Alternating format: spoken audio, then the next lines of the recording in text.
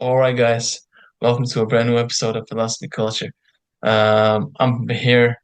Costin is here as always. How are you doing, bro? Surprise. Surprise. Uh, yeah, I'm fine. I'm fine. How are you doing, Emils? I'm good. I'm good. I'm good. I'm good. Great. Surprise. Surprise. Uh, and yeah, so today's topic is a big one, a revolutionary one, the Industrial Revolution. We're gonna cover that and what more, Costin? We will briefly introduce you to the life before, or like the pre-industrial revolution, and then we will also go through the first industrial revolution and the second one. Basically, discuss the differences and also look at the economical side of it. So Oh, yeah, check it out. check it out.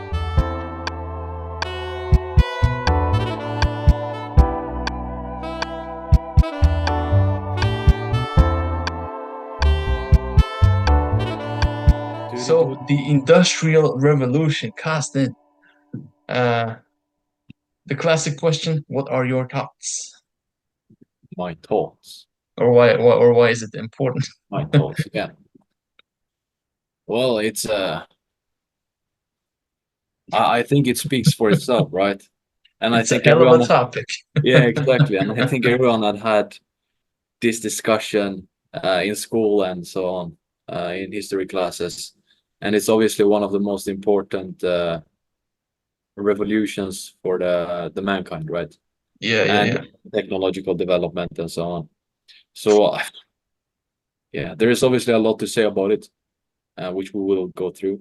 Uh, but yeah, the changes that occurred during that time uh, obviously had a huge impact on how the societies, how the economies looks like today. So yeah, uh, that would be my very brief uh, answer about the topic.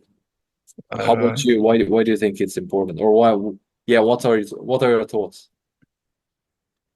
it's actually pretty overwhelming now when you now that we have delved into this topic because before I was never a good student in school, so this a lot of this went over my head, so to say. Like I knew what the industrial revolution was, but not in not in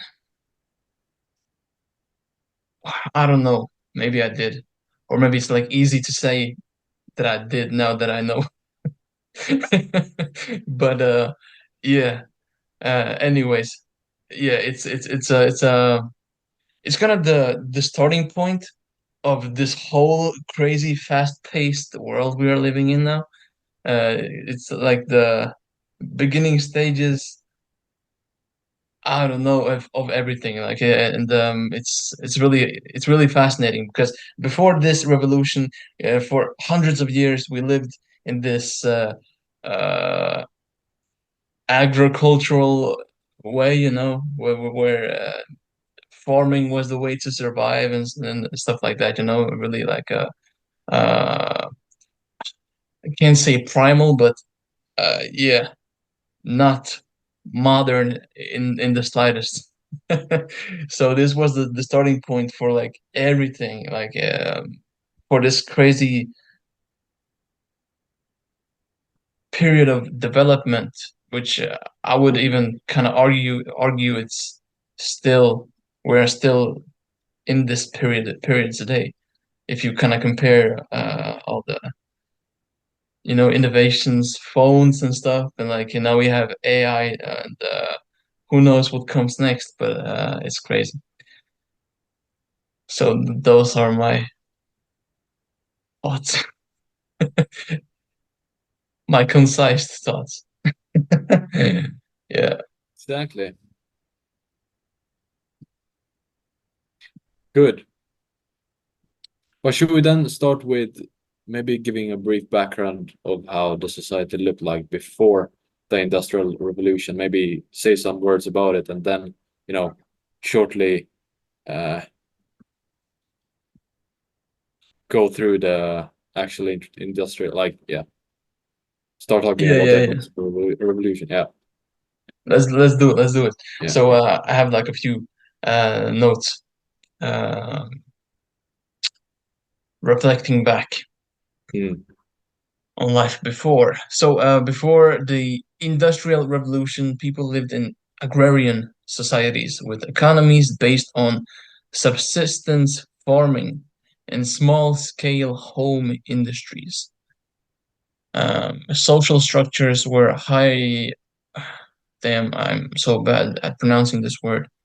Hierarchies, hierarchical. Hierarchy, Hierarchical. Is that how you say it? hierarchies. Hierarchical Yeah, and community centered. Living conditions were simple and rudimentary, and daily life involved hard manual labor with limited leisure time. Transportation and communication were slow and localized, contributing to a lifestyle that was largely self-sufficient and tied to the rhythms of the calendar. Agricultural calendar. That was a yeah, that was a good sentence by ChatGPT. Yeah. So yeah, any comments on that? not so many.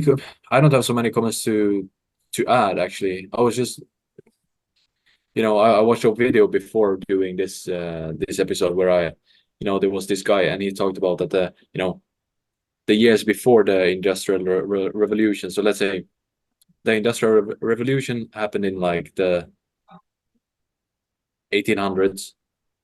No, on the 18th century to 19th century. Yeah, I have Yeah. to rethink. Yeah, and Mm. let's say like in the 15th century, they were basically having almost a very similar lifestyle to the ones from like the 12th century. Yeah, So it yeah, was yeah. like very, very basic and very, very, as you mentioned, very much based on the, you know, manual labor and yeah, Farming and stuff. Yeah. farming agriculture. Exactly. Hmm. Yeah. So, and then came the boom. The boom. Yeah, and I think maybe we before we I don't know cover the innovations and stuff, maybe we can first off say that we're gonna try to separate the Industrial Revolution in two periods because apparently there were like two booms, I would say, right?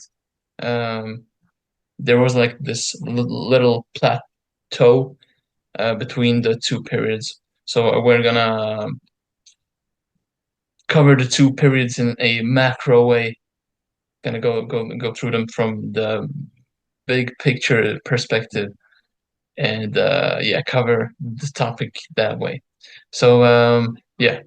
So first off, there were two periods or two revolutions, and then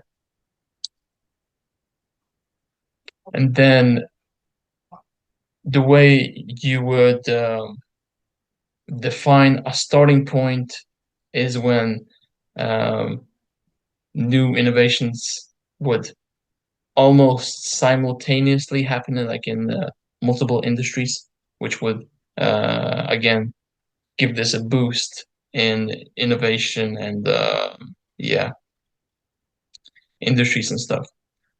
And then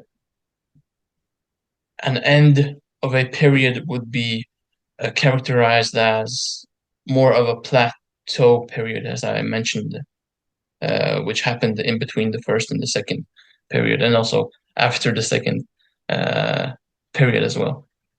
So it's basically a plateau would be explained as a period where the new innovations would be integrated more in the society and like nothing revolution revolutionizing. No, how was the word? Revolutionary. Yeah, revolutionary Revolution. will happen. So yeah, that's kind of I think this is the way we're gonna try to cover this, right? Exactement. And see this as. Yeah. So, all right. Yeah. Based on or yeah, damn, my English is not that good today. But anyways, so moving on, no, moving on. We're gonna jump into the inventions, no? Or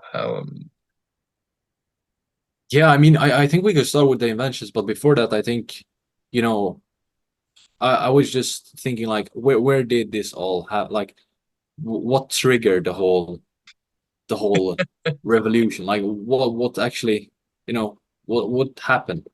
Uh, and yeah, according to my sources, what I could conclude was that I don't remember his name. But there was this guy. Yeah, I'm really bad with names, with remembering names. But there was this man that he invented a process or a method of how to easier sort of uh produce like iron. Yeah, produce iron and steel. Right. I think I have his name. Wait, Yeah. the steam power.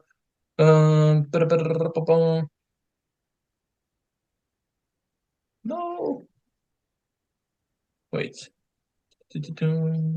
Right, innovation. So, steel. Hey,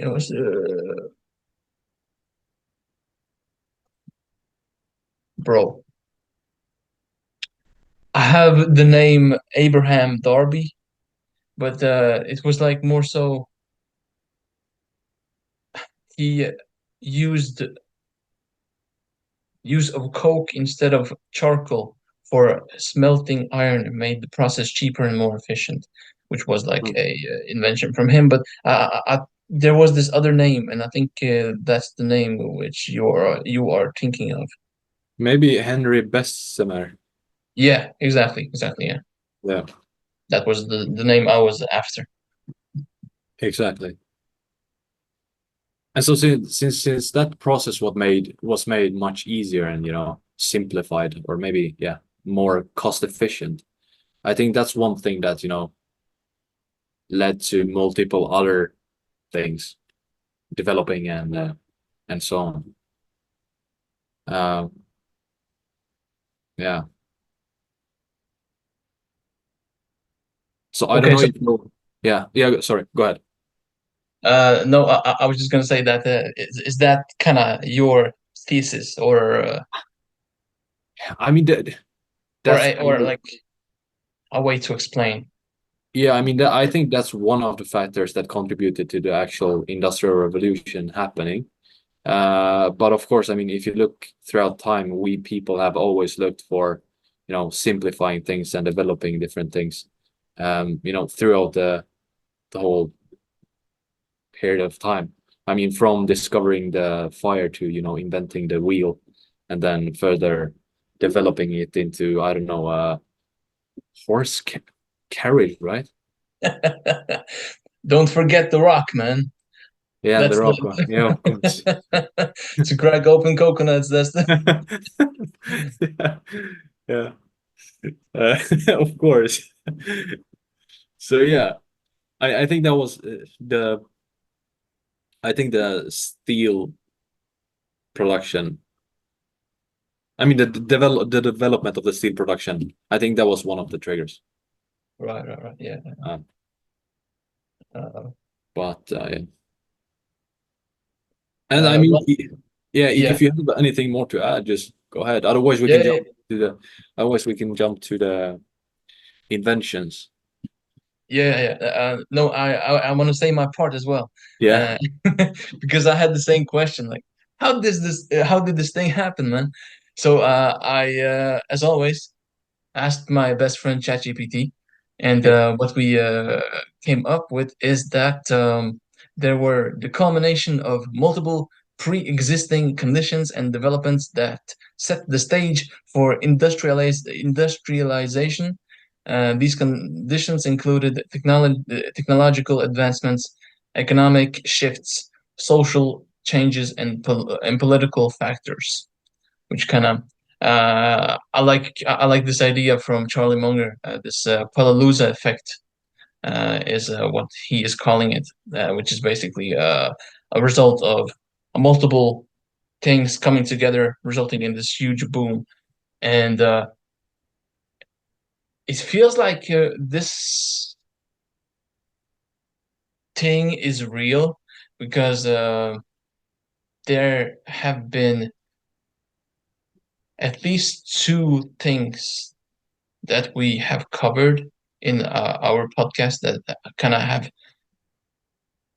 been happening on like it could be explained based on the same principle of this Palooza effect, and it's the Great Depression, and now this, because there wasn't one factor that made the Great Depression happen, and it seems like it's the same thing here as well, where it's just some things are just kind of bound to happen, just like I feel like many had the gut feeling that AI would happen like sometime, right? And now we have it. And my guess is that transhumanism, where we are like more, where we are mundanely, using, I don't know, some technological things like in our bodies will also become like a mundane thing in the future. And I think that's gonna also kind of bound to happen. So I feel like this was kind of one of the big booms that kind of was bound to happen because yeah, as you said, humans are just naturally curious, and we want to discover, and so um, that's my pieces and theory. But so yeah, on how this thing happened. But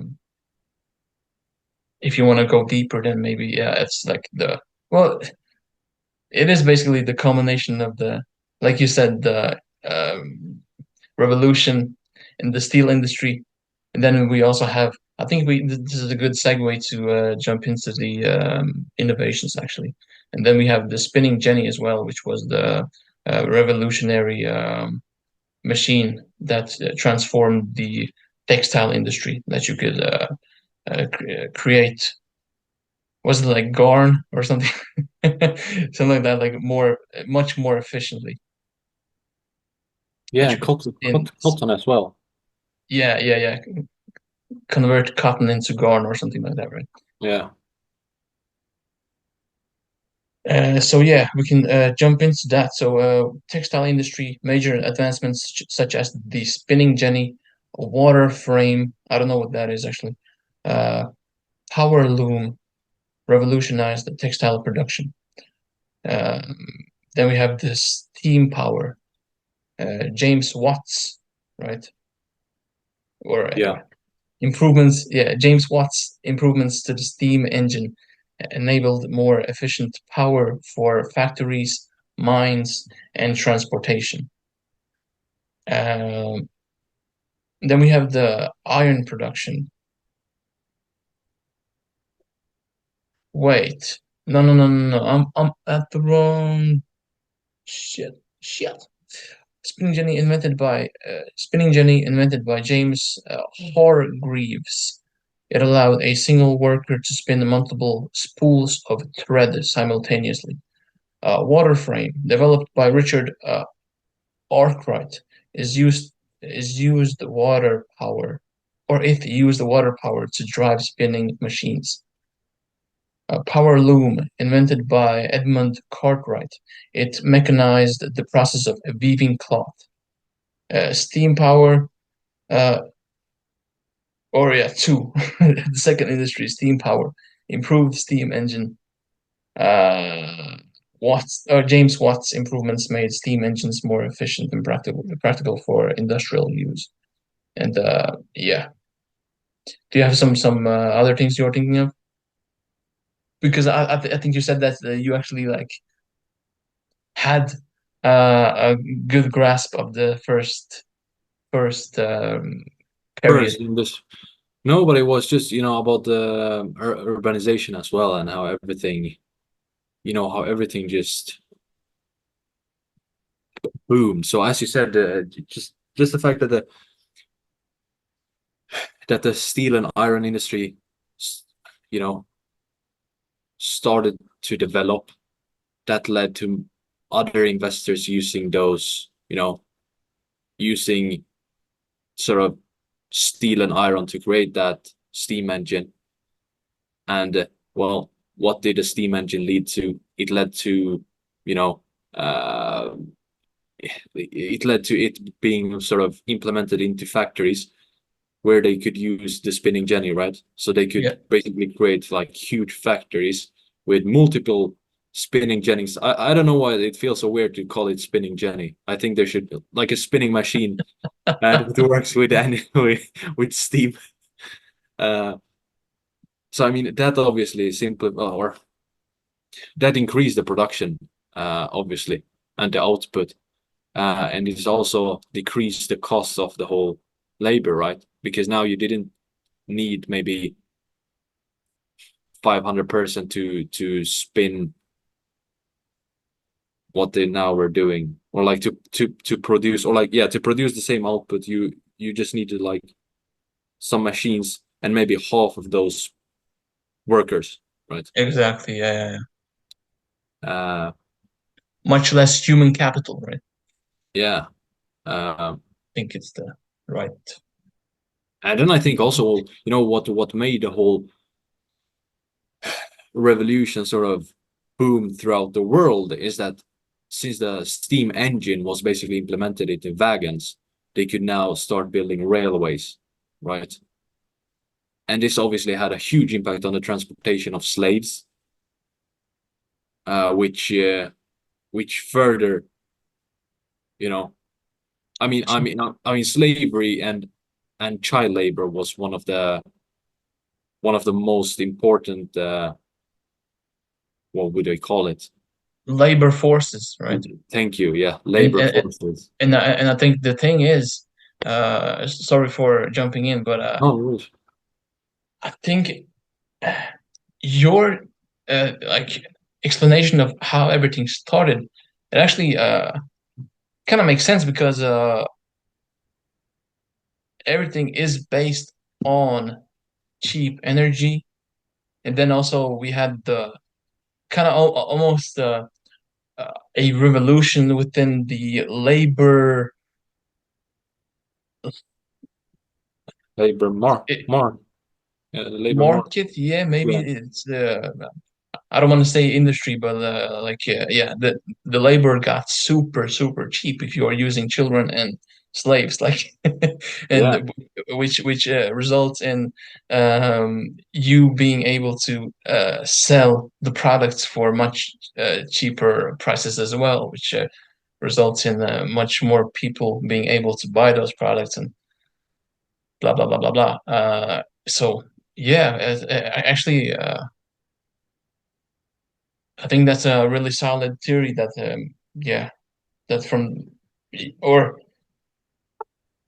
you said more so the steel industry, right? But like maybe it's the one of the biggest like what was the word? Catalysts for the whole thing was maybe actually the steam engine, right? Or the uh, if I remember correctly from high school, I think that was the thing that our professor emphasized the most, right? The steam yeah, engine, yeah. and especially that it improved the transportation. Yeah. Because now, I mean, England was a huge power during that time. So if they started to build railways in India or wherever they had their colonies, they would of course be able to like uh, you know transport more stuff throughout the colonies to different harbors. And then when these steam engines were eventually implemented into boats and ferries, they could now transport more goods like quicker between different colonies and to England and to Europe in general. So I Yeah, think exactly. everything had a huge. It was just Do you know those like when you those dominoes? What do you call it? Domino cards? No, Domino bricks or tails. bricks. I don't know. Yes. And Yeah, when some like you make one fall and then the other one are just falling as well. it creates a huge domino effect. Yeah, for sure. Yeah, Yeah, exactly. Um, yeah, it's crazy. yeah. But actually, the first from my sources, the first industrial revolution period actually just happened within Europe, and then the second period is more so more global Hmm. because it is before or I think it started in England, didn't it? yeah, And then I read somewhere that it was taken to Belgium, and then it started slowly in France and so on.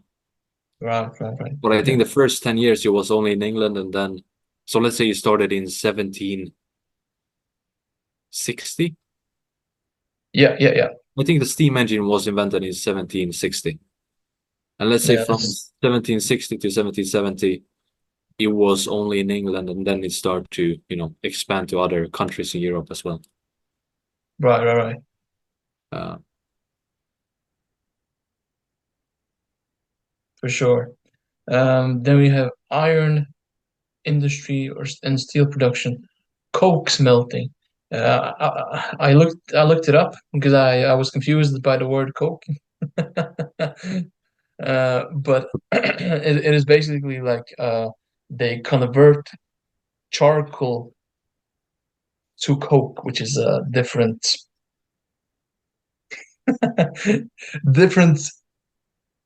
looking charcoal.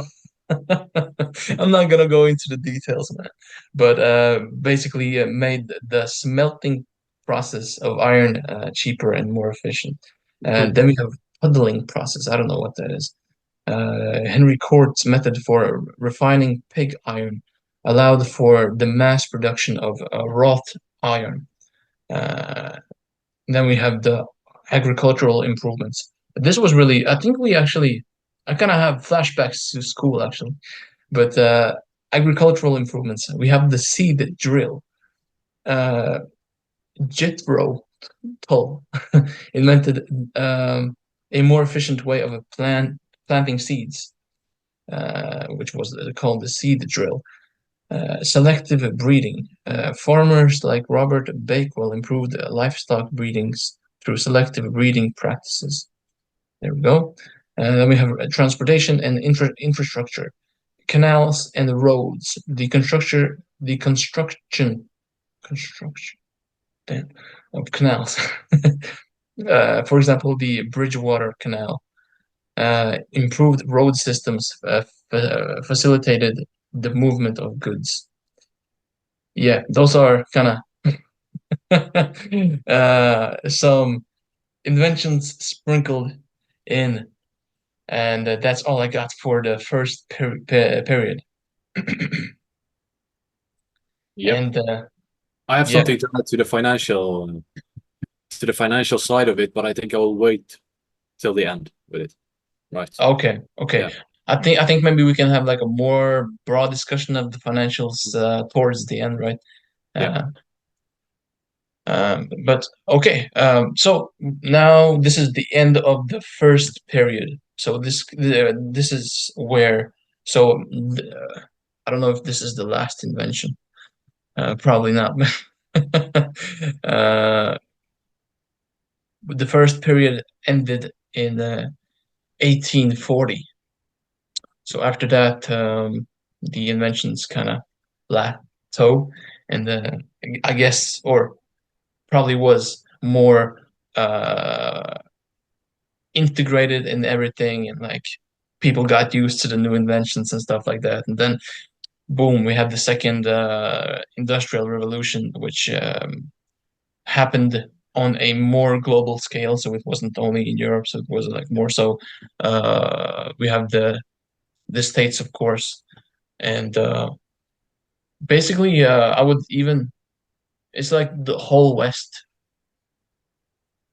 because you know we are the um, most modern or was at least we were the most like modernized society. So I guess this kind of was the reason for it, or I don't know. But yeah, you know what I mean. Let's just jump into the second industrial revolution period. And starting off, we have the electricity and the electrical engineering area. We have the electric light bulb invented in 1879 by Thomas Edison and Joseph Swan. Uh, they independently developed practical electric light bulbs. And then we have also electric power distribution. Nikola Tesla and George Westinghouse developed alternating current AC systems, making long distance transmission of electricity feasible. Actually, We have the steel production, Bessemer process, which was yeah. So Henry Bessemer's method for mass producing steel drastically reduced its cost and made it widely available, which was the I'm not sure if it is the same. I think I read somewhere that it was he who um, invented the open heart process with the I don't know, man. I'm not gonna uh, go into the details, man. But yeah, we have the open heart process, which further improved the steel production. We have the chemical industry. We have synthetic dyes. William Perkins' discovery of the first synthetic dye opened up new possibilities in the chemical industry. Fertilizers and explosives, innovations in the production of chemicals like ammonia and dynamite. Dynamite by Alfred Nobel, which is a Swede, and also because of him, we have the Nobel Prize. Just a parenthesis there. We have the internal combustion engine, automobile industry. So we have Carl Benz and Gottlieb Daimler developed practical internal combustion engines, leading to the first automobiles. Then we have the Wright brothers achieved the power to flight in 1903, laying the groundwork for aviation industry. Oh my gosh, there's so much. We have the communications, we have the telegraph by Samuel Morse. We have the telephone. Uh, we have the radio. Oh damn. Industrial machinery and tools, and transportation, automobiles and railroads. did you That mention was the a, T Ford? that was a mouthful. Did you mention the T Ford? I think it was sort of created in 1908, if I'm not Yeah, mistaken. yeah. It was, yeah. Yeah. Which year did I mention the combustion engine? It was or I didn't actually mention a name, but yeah, those are pretty tightly interconnected, right? Mm. Uh, because I actually did see Henry's name here. So right, so we have the transportation, automobiles, the mass production of cars, exemplified by Henry Ford's Model T and the assembly line technique, which he invented, which was really revolutionary. sorry for interrupting you, but I Man, think I'm done. I'm done. I've said my part, man. I'm gonna shut up for the next half hour. not adding another word. No, but I mean, no, but I think Zip. it was good. I mean, there were so many inventions, and it was actually good that you starting to that you went on with every possible invention since so much happened.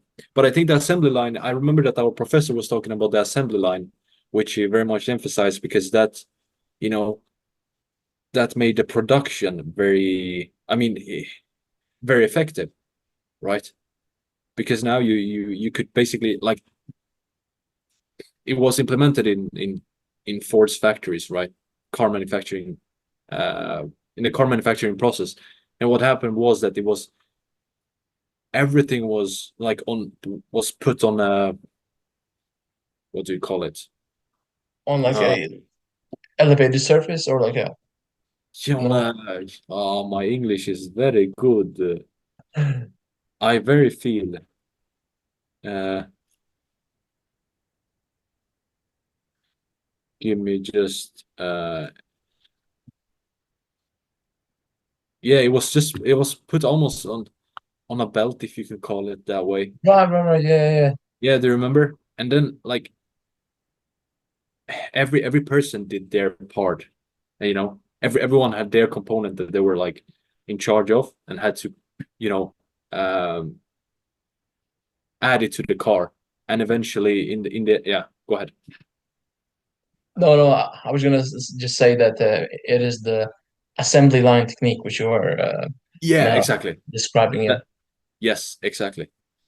So I think, and since Henry Ford came up with that one, you know, other factories and other manufacturers used his method and further, uh, and further contributed to the whole production, like mass production, just the mass production. I think that's the word. The mass production of things just exploded. Uh, and yeah, For sure. And like the hmm. I'm so bad at keeping my mouth shut, but No, no, no. I was just gonna comment that the assembly line technique. I think when you look at how things are made, like almost any other thing, it's okay. Now it's like more robotic machines and things that like do the things, but like yeah, I think But it's also still kind even of the now same in, thing. in like multiple other industries, there is the same technique that is still Yeah, intact. yeah, Yeah. exactly.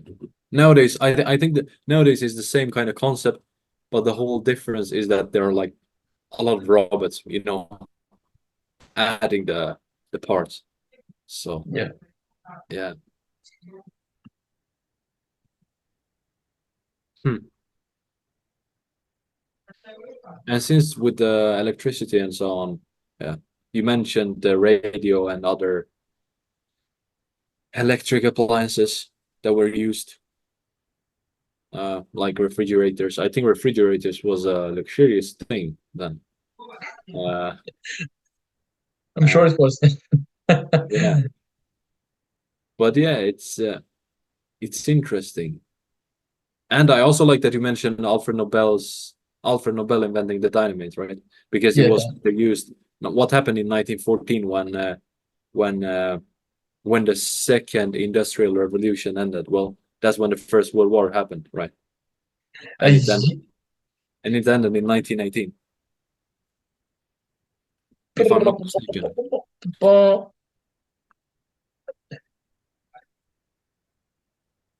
yeah, 1914. Yeah, 1914, yeah. was that the Uh, year the first World War started as well? It was right, and it yeah, ended in that's what I said. 1919. Yeah, 1914 to 1918, 1919. Yeah. Right. Yeah. And that's also one thing, they start using all these. I mean, if you invent dynamite, whoa, let's put it in a in a in a thing you can hold in your hand and shoot on your opponents, right? So Boom, we have the bazooka. Yeah, yeah, or like a I don't know. I'm sure it like contributed to grenades and grenade launchers and all that jazz. Yeah, crazy man. yeah. Just uh couldn't they have like I don't know invented like the love arrow, you know, which you shoot people and people fall in love. But that's Instead. but when did you say that Alfred Nobel invented the dynamite? Let's see.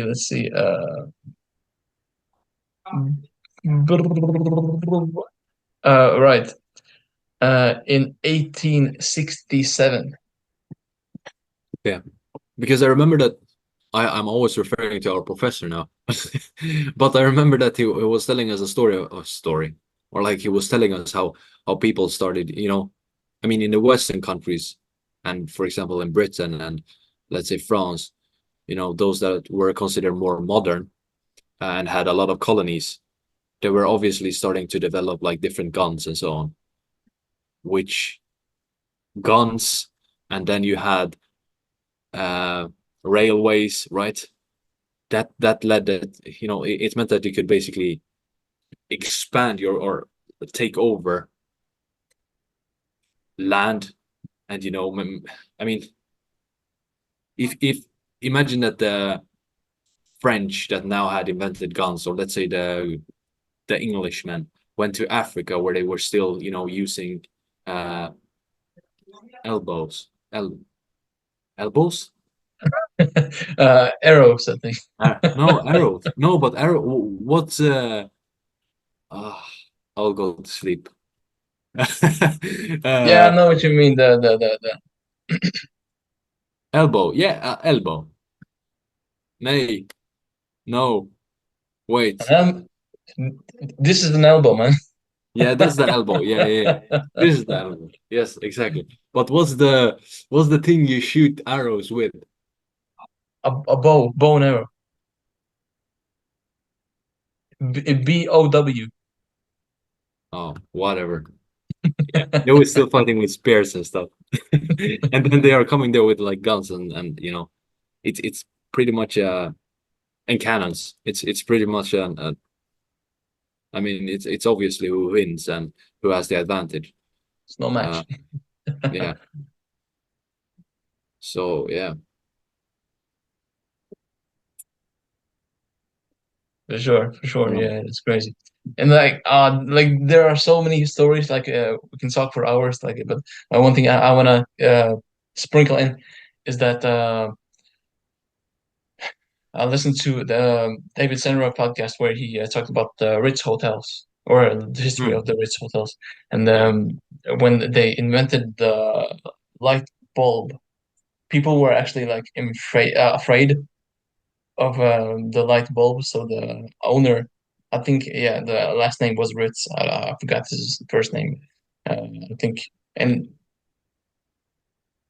uh, yeah, he and his crew had to like explain for the guests to not be afraid of the bulbs because the guests were afraid that the light bulbs were gonna explode because they were so used to I don't know, I guess they had candles before or Yeah. some yeah, yeah. So yeah, so there are so many examples of and stories how we as a society as a humankind reacted to all these inventions and stuff. It's crazy how impactful this was. Yeah. So yeah, should we jump to the should we focus and speak a little about the economic side of things Sure. to Sure. see what we come up with? I have a few notes. Um, but yeah, if you want, you can start off because I think you had something you wanted to say actually after we ended talking about the first period. So maybe if you remember what that was, you can. Yeah, no, I was just thinking about the yeah, to refer back to the first period, it was basically that since the uh, steam engine was put into wagons, there were multiple railways companies that were now founded, right? Which also eventually led that the first, I think, London Stock Exchange opened in 1770 or something like that, which is kind of crazy. I mean, it's still like very, very early. Uh, if you think about the economy like during that time, and how businesses were, so that's an interesting thing, like how, like the impact on the just the general impact on the economies and on companies in general. Uh, because we previously talked about the South Sea bubble, the South Sea Company. Yeah. Uh, but yeah, and yeah, I was just that's the thing, I was gonna mention, and also that the urbanization. I mean, since it's something else when you have, let's say, 50 or Oh no, you have frozen, my dude. Costin, Costin. You can do it. after all, I was cheering for you that you would come back, and you yeah, did. Welcome back. yeah, it's just my internet is unstable. But I was just talking about the urbanization. I don't know yeah, how much you managed to hear. But it's something else when I mean, yeah, it's something else when you have like 50 or 60% of the inhabitants of a country in like cities, living in cities, compared to when everyone are living in smaller communities, spread across the whole country. I mean, the communication is different, and yeah, For sure, yeah. This this revolution ended up. Then my dad is speaking so loud. I can't even think.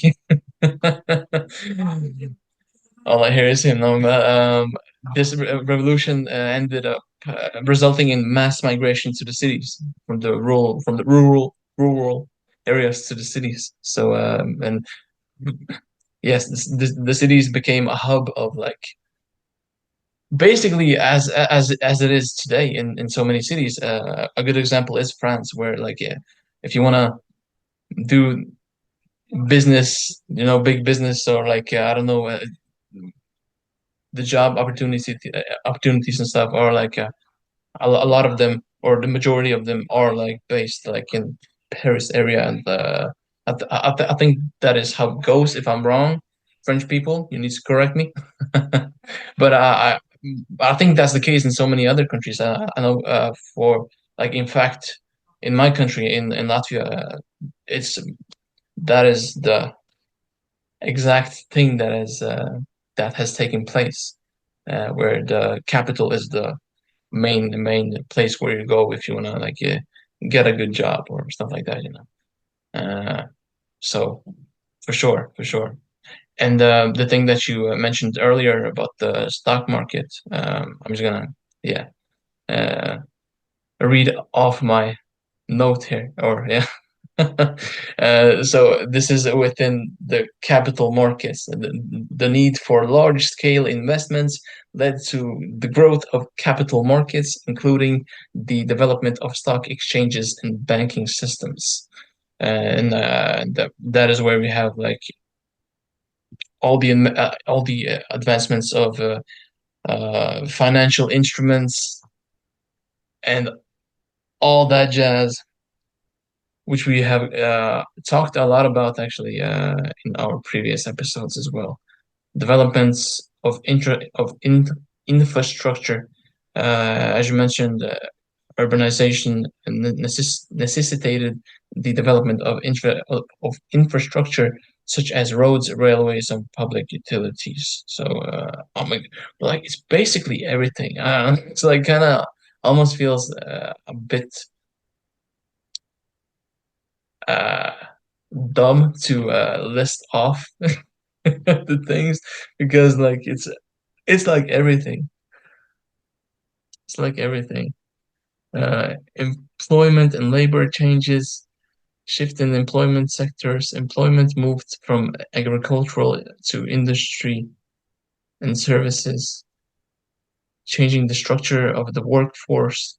Labor movements, harsh working conditions, and long hours led to rise of labor unions, right? So that's actually a good point of labor unions and movements advocating for workers' rights and better conditions. That is actually a pretty good thing, or a pretty like big thing, because they are everywhere now. And actually, I read this book about the of this economist that is predicting a depression in the during the 1990s, and he was like talking about these big social social cycles, and this is like the and he was also mentioning like uh, of this kind of this capital era.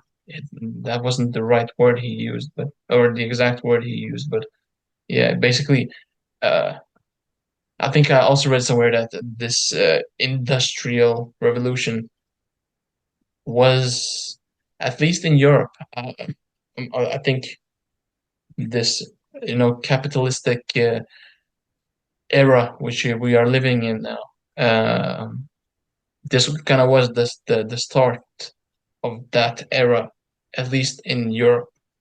I think in the States it was like already from the beginning that the people who had land and stuff were the ones who had like the most power. Like it could become the people who had the most political influence in the States and stuff. But and this was a starting point of the capitalistic era as well. So yeah, oh my gosh, and we have global trade expansion. It's like everything, man. Increase in GDP, of course, improved standards of living, wealth disparity. So this is kind of I've heard this dynamic mentioned nowadays that the rich are the owners, who own I don't know real estate and businesses and stuff like that, and then we have the other I don't know the majority of people who are the consumers, not the owners, which kind of are becoming poorer and poorer, and which is this wealth disparity, which is increasing. Uh, yeah, development of financial institutions, innovations, and entrepreneurship. Yeah, all right, yeah. Now I'm gonna stay quiet again, and you can. No, but I mean, it's good. It's good. It's good. The points are very, very good. And yeah, I don't have so much else to add, to be honest. I think you covered a lot. But yeah,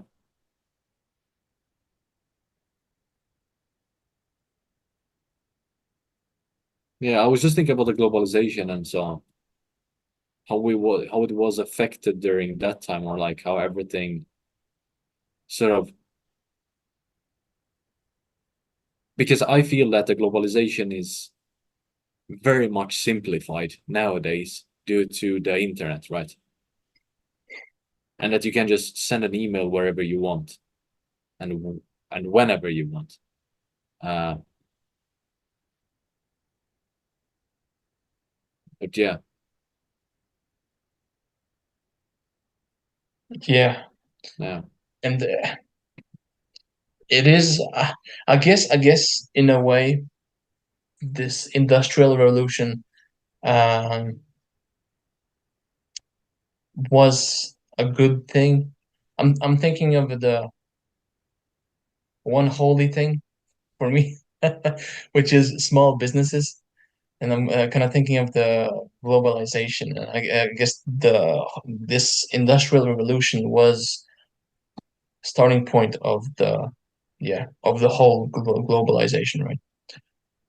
But now when we have the stupid big companies like Amazon and like eBay and I don't know all those like big corporations, uh, and also um, government, I don't know, the state or the international trade, which is also becoming more globalized and stuff. I think that Yeah. I'm not a fan of that. Like which kills off the small businesses. As you can actually, there's this good YouTuber on YouTube, and he's walking around the areas around in England, uh, like all different types of cities and stuff, where small businesses used to be like everywhere. Now they are like almost nowhere. Like like so many of them are shutting down, and because the cost, like the well, I guess is more on the on the government, and to I don't know, to maybe lower down the leasing costs, and the renting costs and stuff like that, which is making the um, small business owners to shut down. But I kind of feel like it's in a way interconnected with the whole globalization process as well, since we can order stuff from Amazon and stuff like that. So they have the big warehouses of all the things under the sun, which then incentivizes the consumers to to the fast deliveries and stuff like that. So it kind of, I don't know what I'm even trying to say. I guess too much globalization is bad, and this thing in the beginning, like the just after the industrial revolution, was kind of good balance point for the small businesses. I guess is what I'm trying to say. Just I a see. big ass parenthesis from my part. Yeah. Yeah. I don't know how it is in the rest of the world, but I think at least for EU, I think over 90% of the businesses are SMEs. In other words, small and medium-sized enterprises. So there are a lot of SMEs, but the SMEs are obviously more, um, how should I call it? More sensitive to different crises and different changes, right? Compared to the bigger ones that we are all familiar with.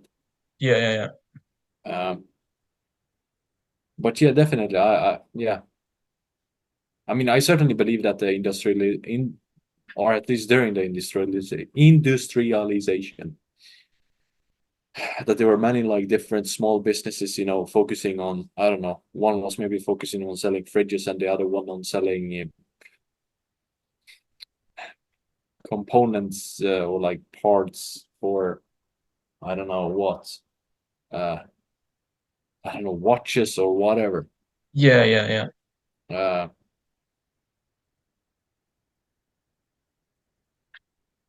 but yeah, Mm. um, yeah. Now I don't exactly have a graph of how I can't speak today. I can't speak neither English now nor like normally. Uh, but it would be interesting to see a graph of like the urbanization and how everything. I mean, how everything has developed. Sorry, because everything was so rural before, right? Yeah, And now it feels like during the industrialization, everyone started moving towards the moving into cities. And it feels like nowadays we are still living in cities. I mean, there are a lot of people living in these metropolitan areas, right? yeah, yeah, yeah. But it would be interesting to see if there was some time between there, which you know, where we could see a opposite trend, more people moving to the rural areas. Uh, Yeah, but I don't know. I feel like actually,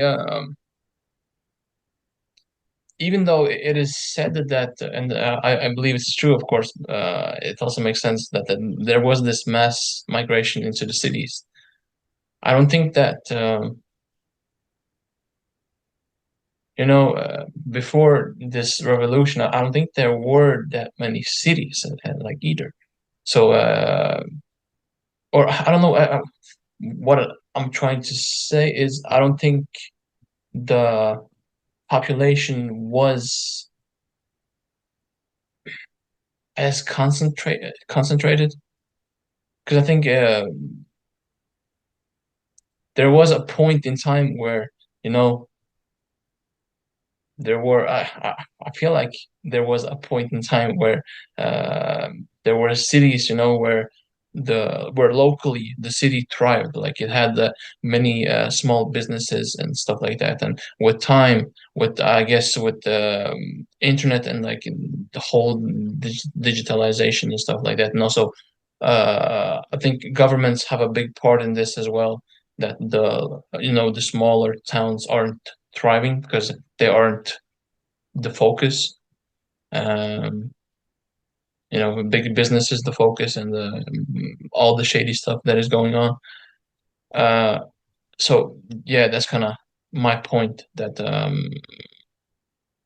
I think there was a point in time where the smaller cities and towns also benefit. I think this is my theory, and also benefited from the this revolution.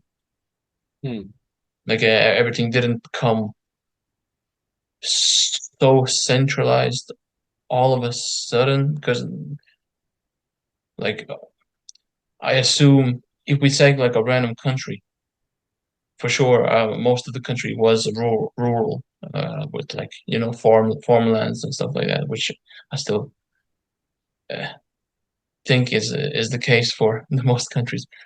I don't know. Do you understand what I'm trying to say? Like this didn't go too well. no, no, no. I think I understand. Uh, so, in other words, Yes, please. let me think. So, in other words, the industrialization also benefited the smaller towns, or Yeah, I want to believe that, and because there are so many towns like in the country usually, yeah, and like there isn't only like a London. We have like no, of other, course, you yeah. know. So, but I guess those are the towns, or depending on the country, maybe. But yeah, actually, that maybe was a little dumb idea from my part, because like you obviously have multiple cities Hmm. which were the attraction points, which drew people from the surrounding rural areas to the cities, which could have been multiple cities where the revolutionary inventions and factories were. So yeah, whatever. Yeah. And I think that possibly was a good middle spot for the smaller businesses. That's Hmm. that is kind of what I was trying to say, I guess, with the focus on the small businesses. Yeah.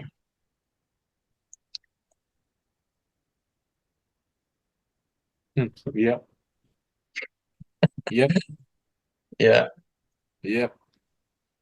So yeah, I'm out of things. I have run out of things to say. So if you have any last things you wanna, I don't have so much else to add either. all right. Should we just make a small recap about the first and the second? If you want, yeah. Yeah, just a very brief one. Okay. Okay. Okay, and jump in if I miss something. Oh yeah, you can of course. I mean, we can kind of talk about it. Okay, so during the first industrialization, which occurred between 1760s and 1840s approximately. That's where the iron and steel industry boomed, right? It became more like the iron and steel production was or became much cheaper, which further led to the steam engine being made and other inventions such as spinning jenny. Yeah. And with that in combination with the the spinning jenny in combination with the steam engine obviously uh, contributed to the mass production when it comes to the textile industries, and the steam engine was implemented in other factories and so on, and also in wagons that could that further benefited the transportation and the transportation of goods, of humans, of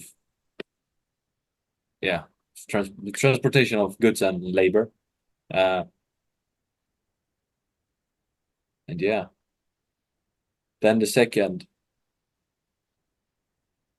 industry second industrial revolution, where here we're talking about oil, electricity, right? Yeah, Yeah, exactly. yeah. And then Combustion. like a few inventions from the we can start with the electricity. We have the lighting bulb, telegraph, uh, widely Radio. distributed electricity in the households, the telephone, uh, yeah, and then the oil. We have the combustion engine. You're you're the invention master, so go on. I don't know if I have any more actually. The oil, the combustion engine. Well, Yeah, yeah, we have combustion engine and cars, of course. yeah, And we have Alfred Nobel's dynamite, which is not actually so much related to oil, but still happened during the second industrial revolution. yes, And yeah, and which were of a more global phenomenon. yeah, Yeah, and yeah, which which led to increased GDP. Well, yeah, maybe we should say it the other way around, which led to urbanization, increased GDP, and World War One. and World War One. Yeah, and that one. Yeah, and Yeah, development of different weapons. Yeah, yeah, so that would be a very brief, brief recap. yes. Good. Uh, Mucho bien. Muy bien. Man, I'm speaking in a different Spanish dialect. It's from a different Oh, part of. Nah. yeah, sorry. All right, guys, thank you very much for listening to today's episode about the industrial revolutions, actually, since we covered two of them ish. Um, we hope you learned something, or at least got some more information about it, and that it will help you somehow navigate life. Spain. Yeah, and comment down below Uh, if you think we missed something, some Mm. facts, maybe we said something wrong. And yeah, otherwise, like the video. And hey, I think we have like one episode left in this season, financial history. And so yeah, stay tuned for the next episode. And until next time. Adios.